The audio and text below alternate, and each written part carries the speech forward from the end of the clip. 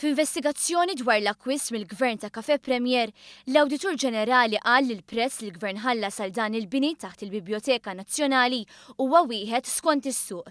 Esperti mqabbda mill-Awditur Ġenerali bħala parti mir-rapport tiegħu taw l-istess valutazzjoni li ngħata l-Gvern.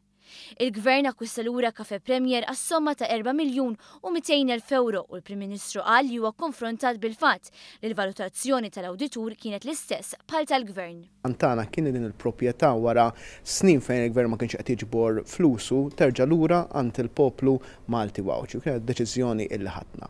Jien ikkonfortat mill-fatt li l-Awditur ikkonferma bl-istima li għamel bl-esperti tiegħu l-istima żewġ stimi oħra illi kien hemm jiġifieri l-prezz li tħallas kien prezz ġust. Dak li qed jgħid l-Awditur mhux li tħallas iktar flus milli kellhom jitħallsu għal din il-proprjetà imma li l-affarijiet proċeduralment setgħu saru mod ieħor. Dik aħna dik il-kritika noħduha ninnotawha b'serjetà kbira. L-akkwist tal-Kafè Premier mill-Gvern kellu 4 banijiet: it-tneħħija ta' periklu l-Biblioteka Nazzjonali u aċċessibilità aħjar għalija li tissolva l-problema tar retrati dovuti mill-kumpanija li kienet topera l-post u tfassil mill-ġdid tal-ispazju tal-font.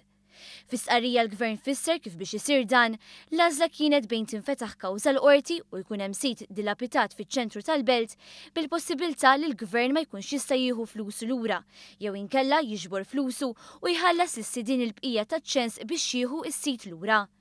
Il-Gvern qal li bħal dejjem ma beżax jieħu deċiżjoni li kien hemm bżonn fl-interess tal-poplu.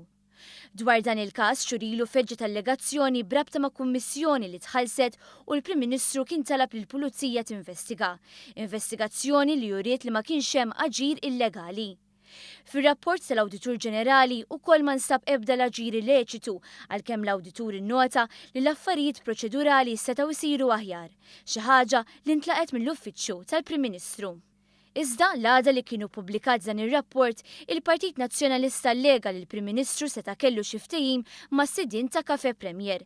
Xi ħaġa li għalija l-Gvern irreaġixxa billi qal li l-Partit Nazzjonalista għaddu jkejjel l-aġir ta' din l-amministrazzjoni b'xibru. Ngħid ukoll li l-rwol tiegħi f'dan kollu kien li wara li tlabt il-parir tal-esperti li ma parir tal-esperti kien fuq il-valutazzjoni u li ġie konfermat mill-Awditur li kienet il-valutazzjoni korretta, jien tellajt il-każ il-Kabinett u ttieħdet id-deċiżjoni li ttieħdet. Il-Gvern innota li l-kuntratt tal-Kafè Premier jinsab miftuħ għal kwalunkwe skrutinju pubbliku u l-Gvern jilqa' dan l-iskrutinju.